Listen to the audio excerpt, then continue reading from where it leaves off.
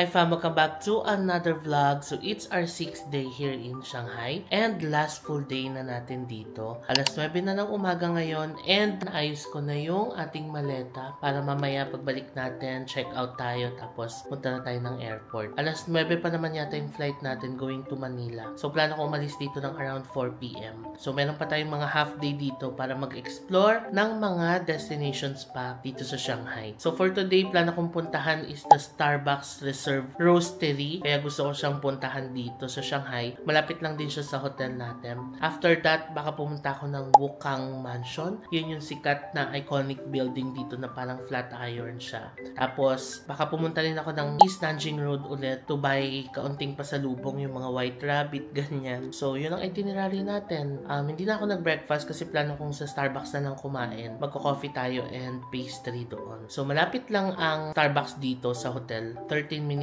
drive lang siya kapag sumakay ng Didi. So, magdi-Didi na tayo. Check ko yung fare, nasa around 12 to 14 yuan. Let's go, baba na tayo fam, and let's enjoy our half day dito sa Shanghai. Nakababa na ako fam, and ang ganda ng panahon ngayon, maaraw. Sana ganito yung panahon nung first day and second day natin, no? Nung nag-Disneyland tayo, pati nag-explore tayo ng The Bund and Promenade. Kasi maganda mag-picture kapag may araw, diba? But yeah, anyway, ganun talaga. Ngayon lang nagpakita ang haring araw sa atin. Actually, kahapon lang, tapos today. Pero at least, nagpakita pa rin siya. Sabi siguro ni haring araw, sige na, dahil last day mo na dito sa Shanghai, papakita na ako sa'yo. Yan, magpa-araw tayo, fam. Nihintay ko na lang yung Didi, nag-book na ako. 13-minute drive lang siya dito. Tapos, ayan, busy na po ang Shanghai because it's a Monday. So, yung mga pumapasok sa trabaho, lumalabas na ngayon ng metro station. Papunta na sila sa work nila. Ang dami, oh. Ito na yung Didi natin.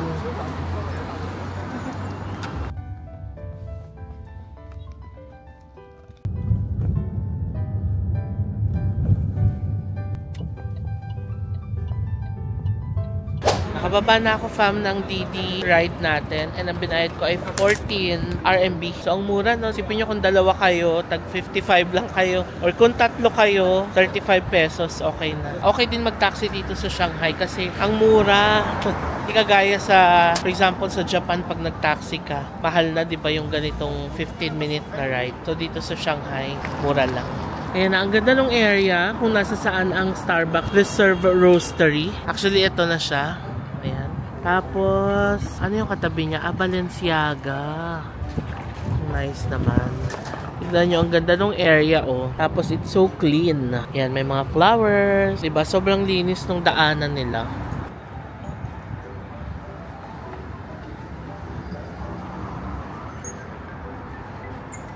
Alright, nandito na tayo fam sa Starbucks Reserve Roastery in Shanghai. And ang sukat daw nito ay nasa 30,000 square feet or nasa 2,700 square meters, no? So tara, tayo na't mag-breakfast. Meron din silang outdoor seating.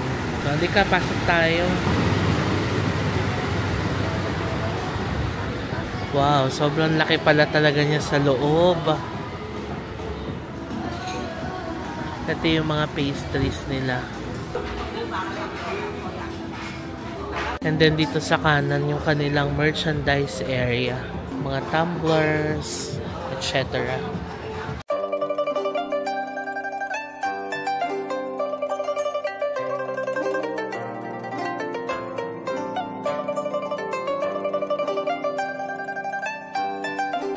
Ito yung bar nila. Dito ginagawa yung mga coffee.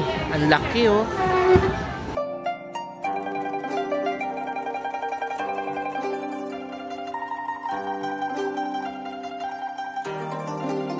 Ito naman sa taas, sobrang laki din, nakaka-amaze. Dito yata ginagawa yung mga tivana nila. Ayan o, mga tea.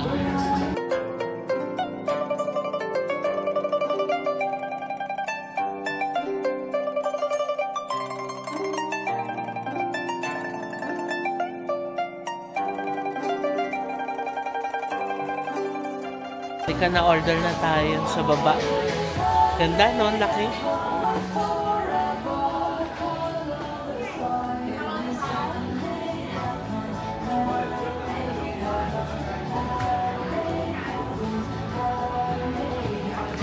Ito orderin natin, cold brew. Oleato Golden Foam Cold Brew. Starbucks Reserve Cold Brew. Vanilla Flavored Zero. Partana Extra Virgin Olive Oil. Milk and Cream. 58 yuan. Ito yung menu nila. Oh. Kakaiba din yung mga offer nila.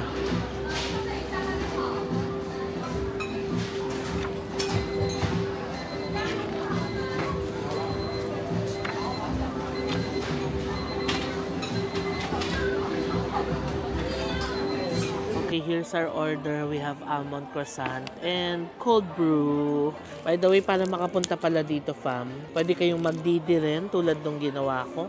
From the band area, nasa around 14 yuan yung pamasahe. Kung magte-trend naman kayo, you just have to find the line 13. So, kung yung sasakyan yung metro is line 13 agad, maigi kasi bababa lang kayo sa West Nanjing Road. Tapos, pag exit nyo ng exit 3, dito na yon. Or pwede naman daw kayong sumakay din ng line 12 or line 2, tapos hanapin nyo lang yung exit na malapit dito. So yun na, line 13, line 12, line 2. Yung mga pwede yung sakyan, papunta dito sa Starbucks Reserve Roastery. Or kung Didi, ipin nyo lang yung Starbucks Reserve Roastery. Then dadali na kayo ng driver dito. Oh.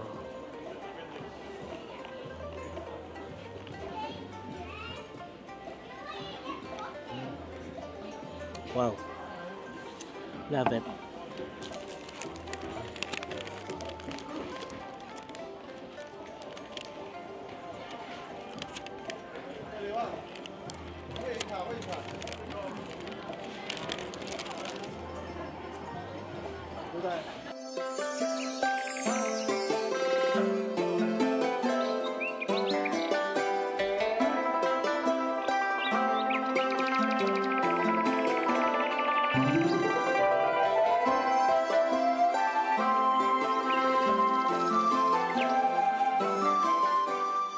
Hello fam! So nandito na tayo sa ating next stop, ang former French concession area. Isa ito sa mga areas na binibisita ng mga turista dito sa Shanghai. Na-establish daw ito noong April 6, 1849 following the French trade expansion dito sa Shanghai. Kapag nag-search kayo ng mga things to do in Shanghai, lalabas itong former French concession area na binibisita. And nasa likod natin fam, ang Wukang Mansion. Ito yung parang pinaka-iconic na building dito sa former French concession area. Ang itsura ng building para siyang flat iron na building, no? And ang daming tao dito, ang daming mga turistang nagpipicture. Well, in fact, may mga photographers din dito, katulad nung sa The Band na nag-o-offer na pipicturean kayo tapos babayaran nyo sila ng 30 yuan. Ganun din dito. So, sumakay lang ako ng Didi ulit, fam, for around 14 yuan from Starbucks Roastery papunta dito. Pero kung gusto nyo naman mag-train, you can take the line 10, no? Tapos baba kayo ng Jiaotong University Station. If you remember, nung pumunta tayo ng Disneyland, yung Jiaotong University, doon tayo nag-transfer ng line papunta sa Disneyland. So, ito yun. Nasa line 10 siya, Jiaotong University Station, tapos lalakarin nyo na lang papunta dito sa Wukang Mansion. Kung magdididi naman kayo, ipin nyo lang Wukang Mansion and dadalhin niya kayo dito mismo sa mansion and sa French concession area. So, dito sa French concession area, ang daming mga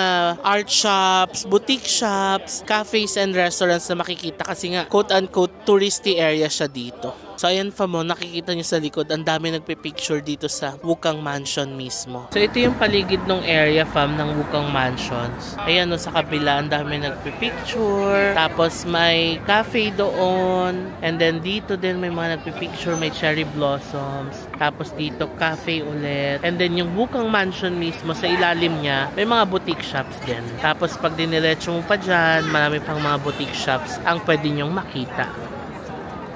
Ayan, may DQ dito. Tapos, ayan yung mga tao. Photo spot talaga siya dito sa Shanghai. Tumawid na rin ako dito sa may mansion. And nandito na ako sa baba. Ayan sa likod natin kamo. Bookstore, diba? Katabi may boutique shop doon. So, things you can do here, technically, magpipicture and videos lang talaga kayo sa mansion. Or kung gusto nyo maglakad-lakad dito sa area, pwede rin naman kasi marami namang boutique shops din dito, no?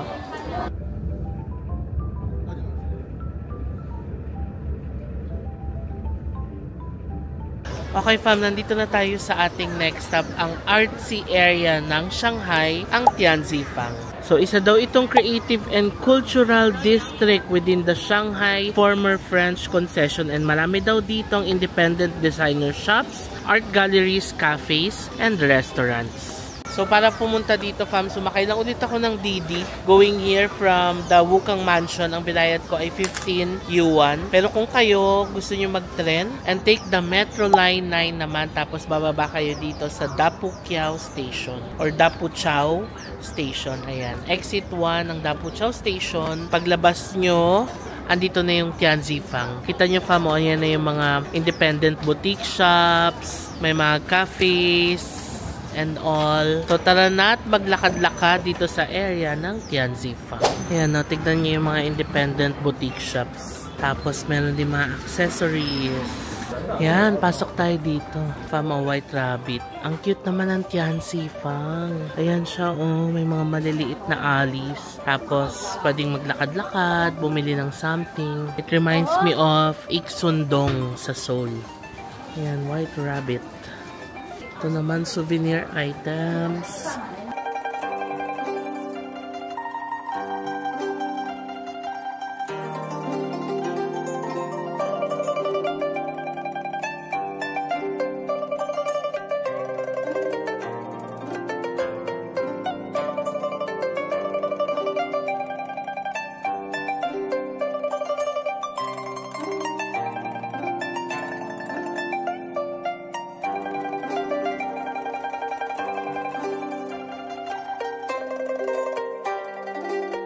Ito, tindahan ng charms. May labubo din sila. Oh.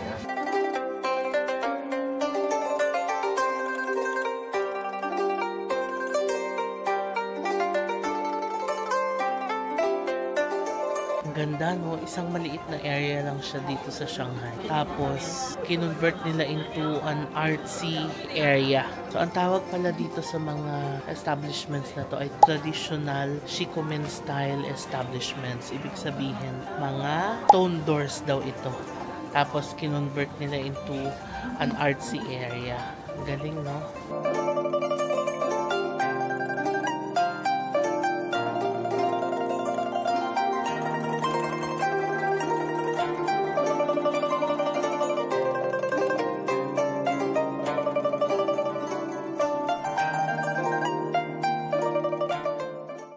May hotel din, fam, oh.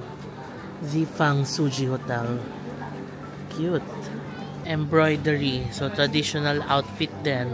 So, habang nag-explore kayo ng Tianzifang, kung magutom kayo, may mga kainan din. Tin buns, xiaolongbao. Meron din ditong perfume with Shanghai characteristics. Ito naman, tea shop. Ang cute, oh, mga wooden figurines. May Pokemon din, si Psyduck. Oh, cute. For pasalubong items, pwede rin kayong bumili dito. Ayan, o. Pasalubong merchandise. Tapos yung mga t-shirts na I Love Shanghai. Meron din sila dito. Ito naman, Chinese tea collection. Ang mga Chinese, mahilig talaga sa tea, no? Ito, mga maliliit na bars.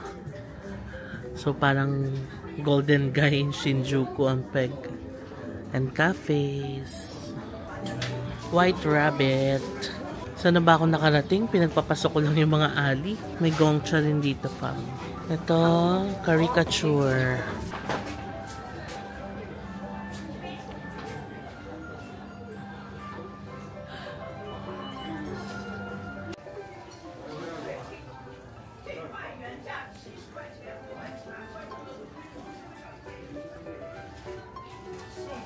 Ito, na-intriga ako dito sa wood fragrance. Tapos, you will find your own birthday flowers.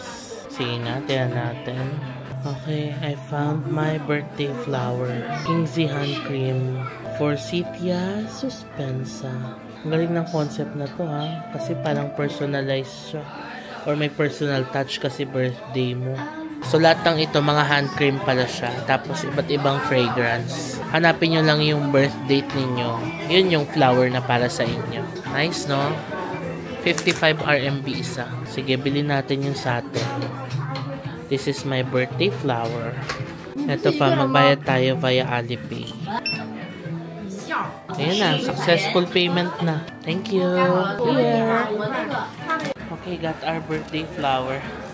souvenir dito sa Tianzifang.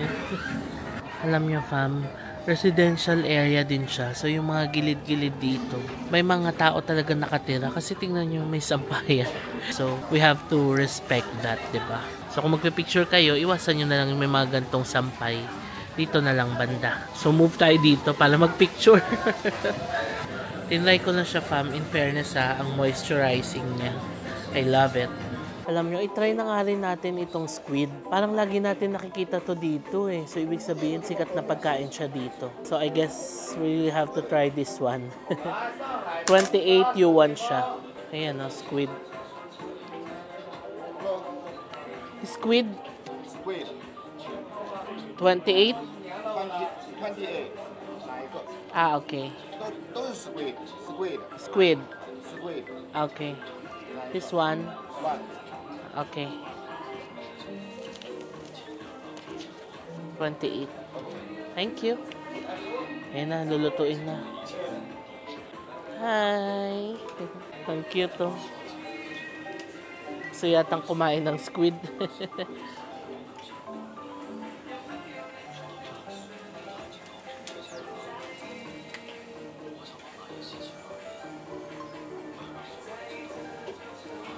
Ayan na, luto na. Thank you. Yay! Okay fam, let's try the squid. Tumutulo pala siya.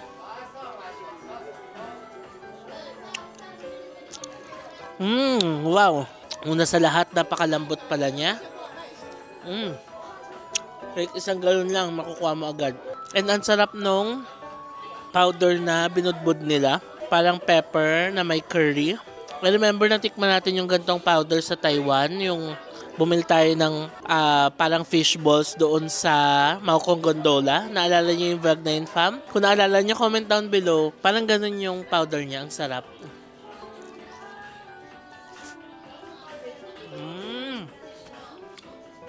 Wow!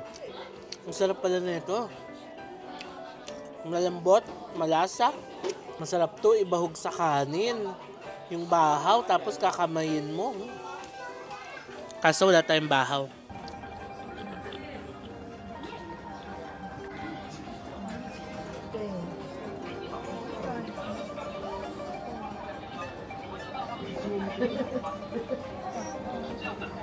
Ano silang perlo? Nasa shell pa.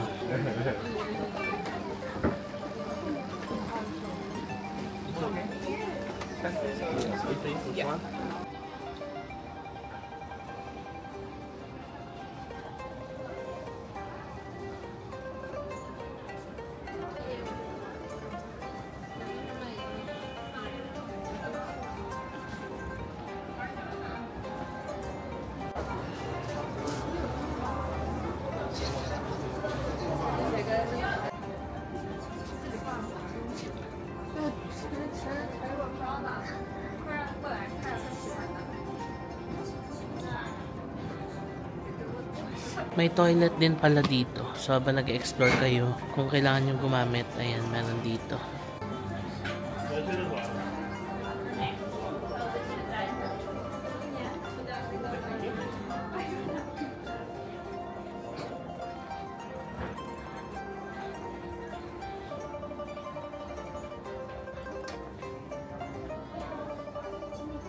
So now palabas na ako fam, naikot na natin siya. Maliit lang na area itong Tianzifang, pero nakakatuwa siyang ikutin kasi nga ang dami mong makikitang mga artsy shops and all. Pwede ka rin bumili ng food, nakakaaliw din siyang puntahan. So kung may time kayo, punta kayo dito sa Tianzifang. Lalo na kung mahilig kayo sa mga cute stuff, artsy stuff, magugustuhan nyo dito. Now, time check, oh my god, 12:30 na, ang bilis ng oras. Punta tayo ng East Nanjing Road. Ito na ulit yung labas ng Tianzifang. Ang daming mga ganitong klaseng puno dito, no? And ang ganda niyang tignan, lalo na nakalinya siya sa street.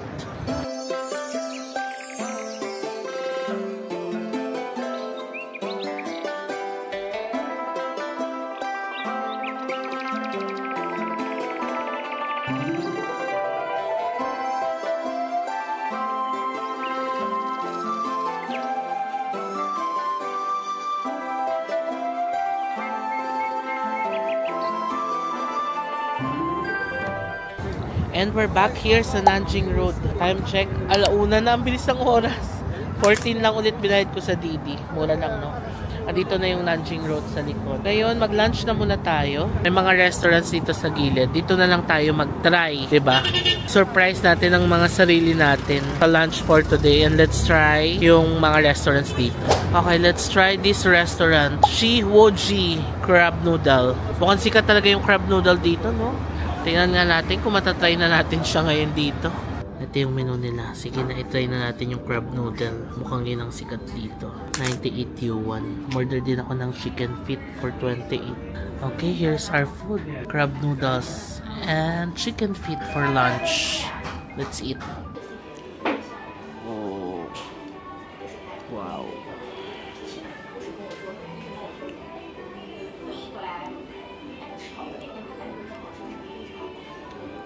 Tikman na natin yung crab. OMG, lasang-lasa yung crab. Nakakaluin natin.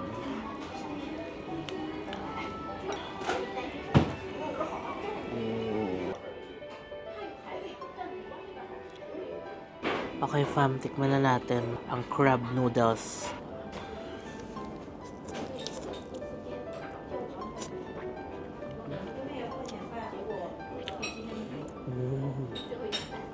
Oh my God, napakasarap. Number 1, pasok sa panlasa ko yung noodles kasi napakalambot. Diba na-share ko yan sa mga previous vlogs na pag noodles, ang gusto ko yung malambot na malambot.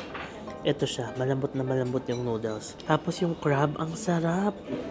It's kinda oily though, pero nakahalo na yung aligin ng crab, pati yung laman niya doon sa oil. Tapos, ang sarap nung na-blend siya doon sa malambot na noodles. Lasang-lasa mo yung crab and yung aligin ng crab and sobrang init, kaya ang sarap.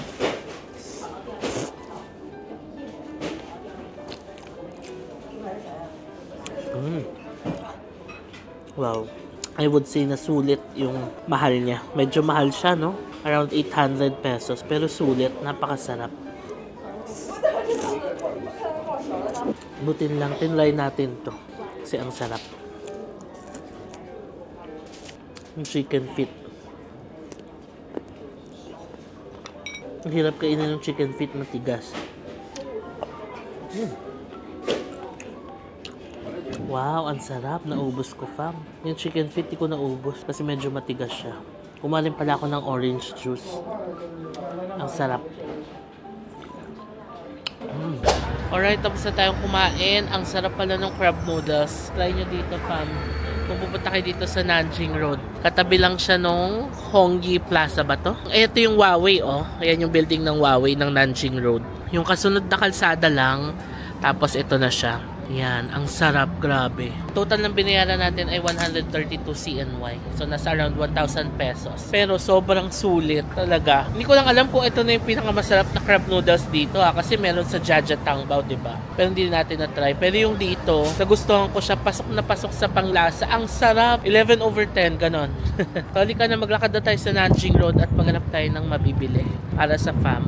So, ito lang yung Nanjing Road. O, ayan yung Huawei. Tapos, katapat niya yung Pop Mart, diba? So, dito lang siya sa kanto na ito. Dito ako sa Adidas ngayon. Ang favorite nila papangin ko lang. Bili ko sa kanilang pasalubong kay Mamang at Papa. Anyway, ito yung binili ko. Nagpakuha na ako ng stock. Pasalubong natin kay Papang at Mamang. Terno sila. Yan na.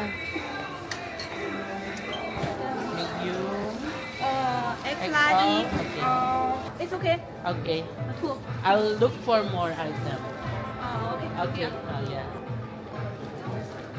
Discount 10% off. Wow, 10%. Yeah, buy two, buy three, buy other. Look Oh, other. nice. Okay. 3% off daw. Bilang ko rin si brother-in-law para tatlo sila. Si sis hindi na kasi binilang ko siya ng shoes, di ba? Yung ano. Hi, say hi. Hi. Good. You want large? Large. Black. Okay. New one. Yes, please. Ayan na, okay na. Si Baby Sak, alam ko na kung saan ko siya bibilan. Sa Gap. May mga pang baby doon, di ba?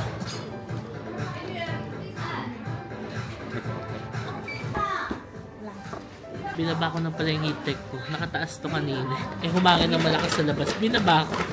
Mamaya pag nag-picture tayo, iakyat ko lang siya ulit. Thank you! Okay, mission accomplished. May pasalubong na tayo para sa fam. Si Baby Zach, bilan natin sa Gap. Okay, dito naman tayo sa kabila. Sa building na to, yung binila natin ng Gap. Bilhan natin si Baby Zach. Ayan, sarap pagpa-araw.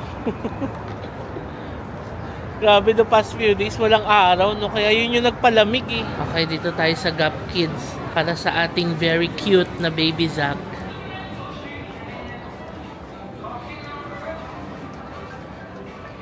Ayan o, cute ng mga damit o. Toddler boys, 2 to 5 years old. Kaso si Baby parang pang dito na siya sa kids boys. Ayan o, cute. 129 RMB. 110 o 110 to 120 yung binibili ko sa kanya. Ito ang cute Disney Terno.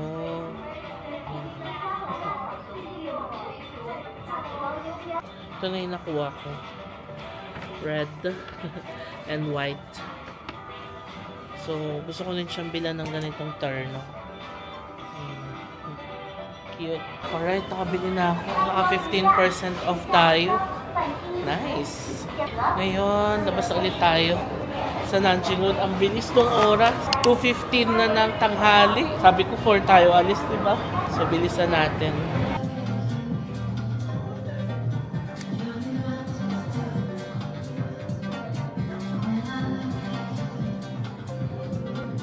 Titingin ako ngayon ng bag sa Coach. Diba?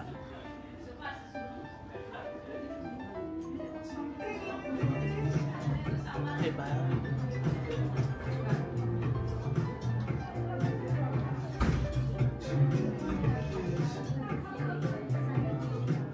So, dalawa yung choice ko. Ito kasi medyo malaki na siya. Messenger bag siya. Pero malaki na. Parang mas okay itong isa. Kasi ito masyado na malaki. Ayan. Kapag bayad na ako, ang gara dito pag bumili ka, hindi ka sa store magbabayad. Sa information, baka ganun kapag magpapa-tax free. So, nagbayad ako sa information. Ngayon, pababa ako sa tax-free counter. For information, fam, 9% pala ang tax dito. Ito kung mag-exempt, 9% ang mata-tax free natin. And your passport. Okay. Tapos na tayo magpa-tax refund, fam. So, ito yung process. Pagdating sa airport, magpapatatak tayo sa customs validation. Tapos, security check. After nun, doon na tayo makakapag-tax refund. So, kailangan may stamp tayo para makapag-refund tayo. Andito na sa loob yung mga papers. Ito yung pe-present natin sa airport mamaya. Thank you. Okay, tapos na tayo, fam. Got the goods. Ngayon, alas 3 na ng hapon. Diba, inabot na tayo ng alas 3. Tayo na't umuwi at magpa-final ayos na tayo ng gamit. Let's say goodbye to Nanjing Road. Let's go. Lakarin lang natin, fam, kasi nandyan lang yung hotel natin. Pagbaba ng tulay na yan, dyan na yung hotel natin. Akyat tayo doon sa tulay para makatawid sa kabila. Sulitin natin ang paglalakad kasi masarap maglakad ng ganitong panahon dito. Kasi presko, malamig. Kasi pag nag-summer na, mahirap na maglakad ng ganito sa gitna ng araw, di ba? Ngayon presko pa. So enjoyin natin ang lamig ng Shanghai. Yan na, malapit lang naman tayo eh. Diyan lang sa kabilang tulay. Yung metro station is Nanjing Road. Isa sa mga exits. Ito na, pababa na ako ng bridge. Naalala nyo to, fam, ito yung ninakaran natin nung first day natin dito. Amaze na amaze tayo sa kalinisan, di ba? Eh, napansin ko, parang residential area pala to.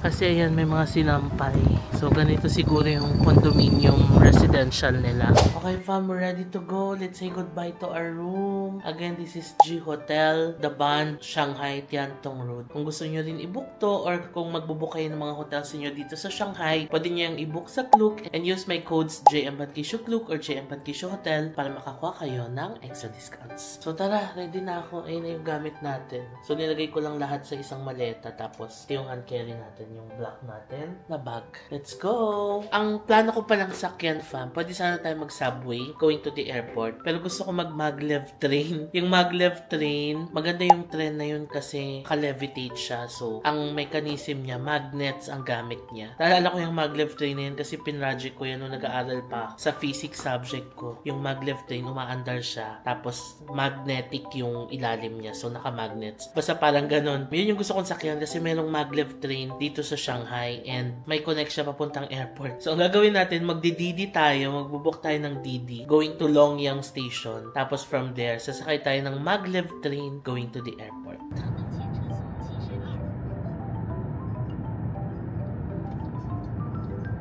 Okay, nandito na tayo from sa Longyang Station. Ayan na yung maglev na sign. Let's go, pasok na tayo. By the way, fam, kung gusto nyo rin sumakay ng maglev train, pwede kayong sumakay ng metro from your hotel. Basta line 2. Ako kasi nasa line 10, di ba? Kung magme-metro ako, lilipat pa ako ng line 2. Pero kung kayo nasa line 2 na, katulad ng East Nanjing Road, may line 2 yon. Pwede kayong dumiretso dito sa Longyang Station. Tapos, lipat na lang kayo ng pa-maglev train to airport.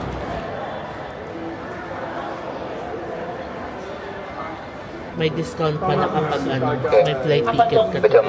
Kapag wala kang flight, 50 ang pamasahe. Pero pag may flight ka, 40. Thank you. Okay, got our ticket. Excited ako sumakay ng maglev train. Grabe, project ko lang to nung nag-aaral ako. Ngayon masasakyan ko na siya. Okay, dito na ako sa taas. Every 20 minutes naman ang interval. Kakaalis lang nung tren. Sayang di natin naabutan. So, maghintay na lang tayo. Tignan nyo, fam, wala siyang train tracks. Kasi nga, siya, magnet. So, aandar yung tren, naka-levitate siya, tapos magnet siya. Galing, no?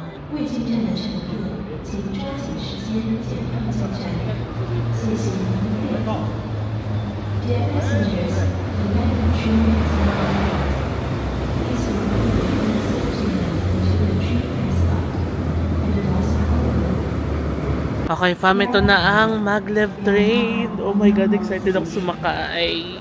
Ayan siya. So excited. Oh.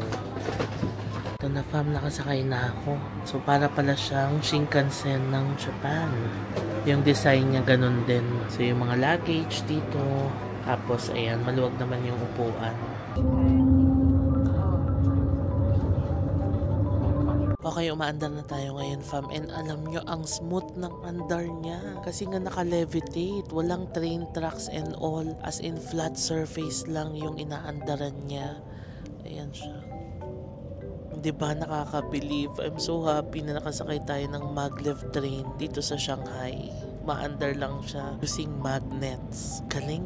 Grabe, fam, sobrang bilis nung andar niya. According to my research, ang highest operational speed niya is at 431 kilometers per hour.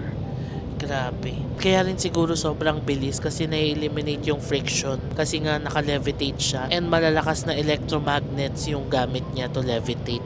Grabe, napakabilis nung biyahe ng maglev train. Wala pa yatang 10 minutes nakarating na tayo dito sa airport. Wow, amazing. Tignan nyo, fam, ang bongga ng design ng airport nila. Ang ganda. Okay, nakapagpatatak na tayo dito, fam. China Customs area. Show lang yung passport, pati yung mga documents. Now, ready na tayo to check in. So, flying via China Eastern, fam. Ito yung napili kong flight kasi ito yung medyo okay. Ayan, kasi walang flight ang Seb today. May flight ang PAL pero mas mahal siya. So, ito na lang pinili ko para matry din natin. Ito na, papatax refund na tayo, fam. Ayan, o. Tax refund counter. Last step na to. Tapos na tayo magpa-refund. May mga pipirmahan lang and ipiprint sila. Tapos, kapag credit card yung ginamit mo, 2 months daw bago ma-refund. Kapag cash, ibibigay nila agad dyan. So, card na lang ginamit ko. Para hindi na tayo magkaroon ng cash pa ulit. And para diretso na sa card, magre-refund, diba?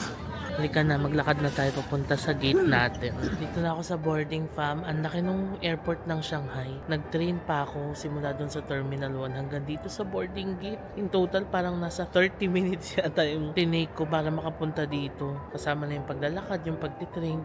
Ang layo, ang laki pala ng Shanghai. Tignan nyo yung boarding gate to. And yung boarding area nila, napakalawak. Halos di kayo magkakakitaan ng mga kasabay mo sa plane. I was so happy sa trip natin. First time in China, first time in Shanghai. And I must say na napuntahan naman na natin yung mga major tourist spots ng Shanghai. Happy ako sa mga napuntahan natin. Ang ganda ng Shanghai, ang linis, very modern, transportation is very efficient. Yung mga tao, okay naman, mababait naman. Yung mga nakakausap ko mga taxi drivers na nakakapag-English na okay naman. Yun nga lang ang challenge ng pagta-travel pala sa Shanghai. Karamihan sa mga tao hindi makakapag-communicate sa'yo in English. Kaya kailangan ready yung translator mo. Kailangan may internet ka para makapag-translate ka. Para makapag-usap ka sa mga tao sa Shanghai. Yun lang naman ang challenge. Pero overall, sobrang saya mag-travel sa Shanghai. Ang ganda ng weather, malamig, dali lang mag-apply ng visa. Malapit lang ang biyahe, 3 hours lang from Manila. So, okay pala, no? Mag-travel din sa Shanghai. So, ito na yung dinner natin. Nag-take out na ako ng sandwich and coffee sa Starbucks. It's time to board the plane. Goodbye, Shanghai.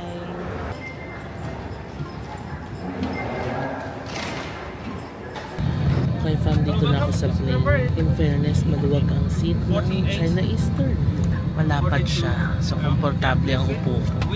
Tapos maluwag ang legroom. Ayan. So komportable. Nice.